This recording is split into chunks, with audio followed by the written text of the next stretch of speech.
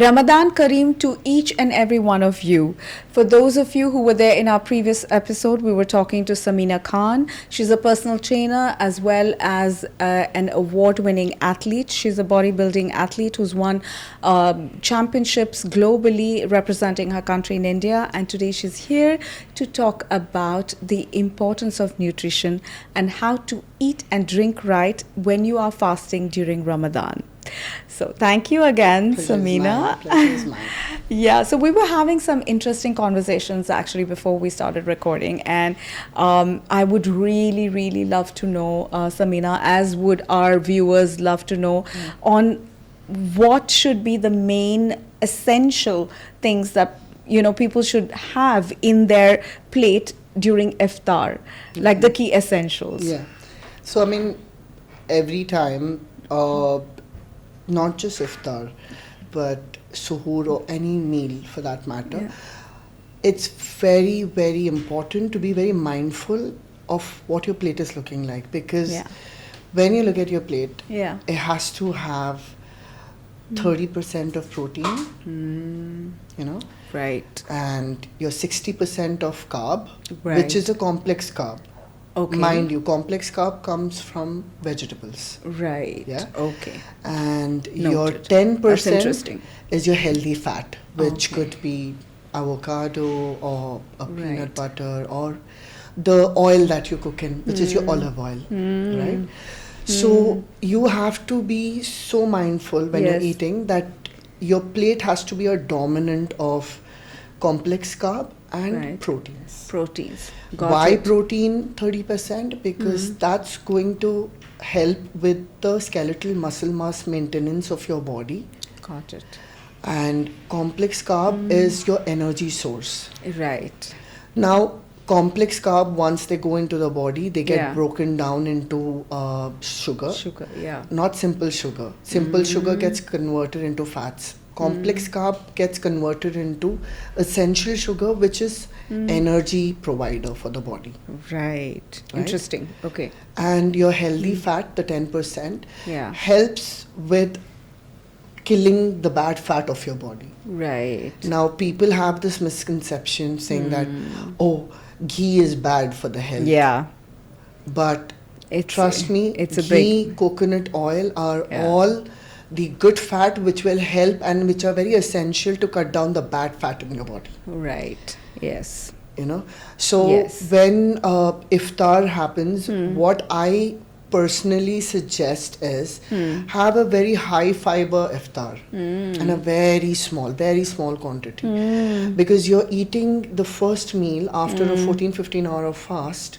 Right. Yeah. We do not want to end up with bloating and Absolutely. indigestion, which happens. Yes. And surprisingly, people overindulge in iftar because they say, oh, we haven't eaten for 14 hours, let me just eat whatever. Right. Yeah. So Yeah. fried food, processed food, high sugar food, Right. uh, Should be avoided. absolutely avoided. And what I would call as brilliant iftar would be oatmeal, cooked, and small portions of oatmeal with berries. Right. Very mild on stomach and a high fiber, iftar, which helps your gut, Okay. Yeah, absolutely. because it's Nice. after such a long gap, you're putting it in your body. Nice. It needs to calm your gut down Correct. rather correct. than instigating it. It's beautiful. And Fruits. fruits, nothing high sugar. Yeah. I always say that keep your fruits, have berries, have watermelon, brilliant. Watermelon is the most fibrous fruit and the most water content that it has, Correct. Correct. and the least calorie. the least calorie. It's a super fruit. It's a superfood. Seriously. Just like a strawberry, Yeah. strawberries and blueberries are amazing because Yeah, of they are course. antioxidants. Absolutely. So they help with the cell repair, Yeah. whatever oxidation that your body goes through during detox. Yes. It'll just help cleanse that part out. Beautiful. And of course, dates. Dates Dates. to start off Yeah. with. So the reason why we break our fast with the date is through the day your blood sugar levels are really low, and Yeah. that's a reason why, because you don't have any outside source Yeah. of food which is giving you Yeah. energy. Yeah. You're depleted. Mhm. So the reason why you break your fast with a date is it's an immediate source of insulin. Yes. It immediately gets your Boosts blood your- sugar yeah. up, Yeah. and you are like, oh yes, Yeah. it's good. Yeah. So you have a date, have a glass of water, have your oats, or sometimes I say soup, a bowl of vegetable soup Correct. or chicken soup, Nice. and fruits, Nice. a bowl. Nice. And always keep the quantity to really, really small quantities, because it is very, very, very important to be mindful of portion sizes. Even during Ramadan when you're fasting. Absolutely. Yeah. Right. Because yeah. you can eat at an interval of 2 hours, every 2 hours, but keeping portion size too small is beneficial, because it does not overload your gut, your digestion, and it'll help even with the metabolic activity through your body. Beautiful. Lovely. So Yeah. nice. So these would be sort of the key essentials for iftar. Absolutely. And then, of course, suhoor is Yeah. the time, like, I think there's a more elaborate food that's prepared Yeah. in households Yes, for a yes. bigger plate of meal. Yes, yes. So again, what should we follow the same So percentage of... during iftar, yeah. during suhoor, what Yeah. I see that people eat a lot of spices. Mostly the suhoor part is where people are like, okay, we are going to fast for so long. Yeah. We might as well eat as much as we can. Yeah. Now what happens is people end up with, gastritis issues, indigestion, and they are restless through the fast. So the purpose is not to eat and hoard the food in the body, because even if you're eating a small quantity or you're eating a big quantity, your body is going to digest within the Yeah. next 2 hours, and it's Correct. going to get empty. Correct. It's not about hoarding food and keeping yourself energetic through the day. Ramadan is not only about spiritual cleansing, it's about physical cleansing as well. Physical detoxing and cleansing. Because Sure. if your stomach is going to be full, your spiritual connectivity is not going to happen. Okay. Because you're always going to keep thinking about food. I have to eat my lunch, I have to eat my snack, I have to eat this, I have to eat that. So Ramadan time is more about spiritual connectivity, Yeah. and it's also for you to feel that what it feels like to be empty stomach. Wow. Beautifully. That is a very, very significant point. Exactly. In fact, I have heard friends, Yeah. who say that the first day, Yeah. the iftar is like the entire dining table I know. is filled. Yeah. And at the end of Ramadan, Yes. it's like It barely gets few bare dishes minimum. on the table. Yeah, So yeah. it is quite true, isn't Yes, it? absolutely. That really happens. See, the whole foundation of a Ramadan is for you to feel Yeah. the hunger pangs. Yeah. What a poor person feels like. Sure. They have 1 or 2 meal in a day, Yeah. depending on how much money they earn in a day. Yeah, sure. They would not have the luxury of having 3-4 meals like how everyone else is blessed with.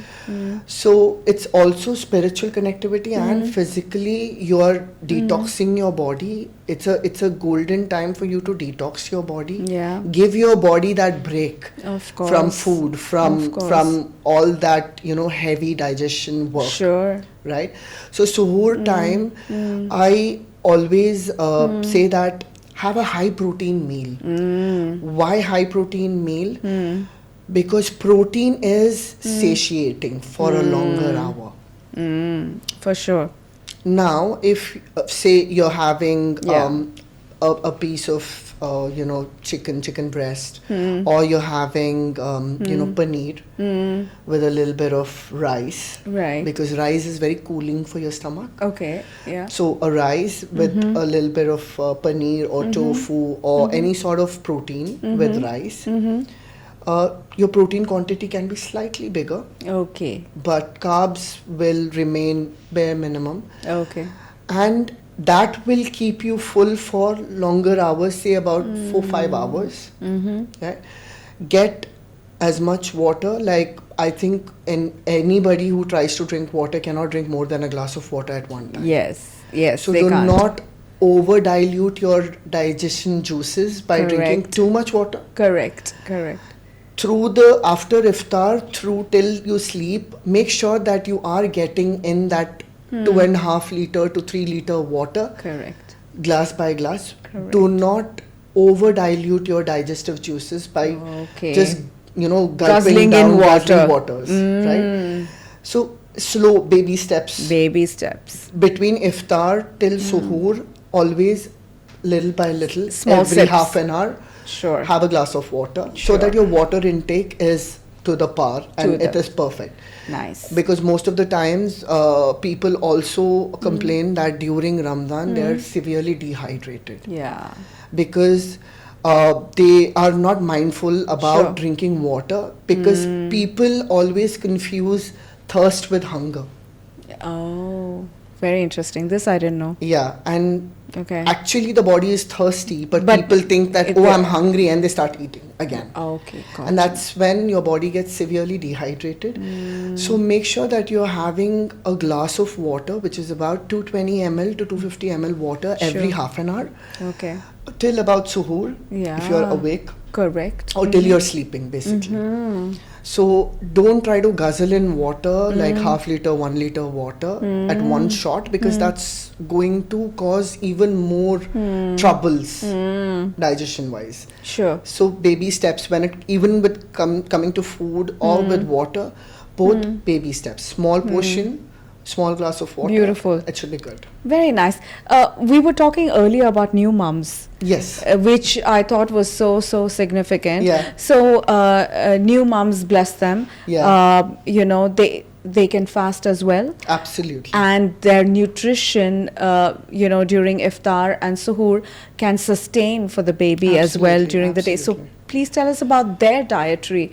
How can they sort of keep themselves nourished for their baby? So with new moms, the always there is a pressure of having very high fat diet and a lot of water consumption, because Yeah. obviously the breastfeeding moms. Right.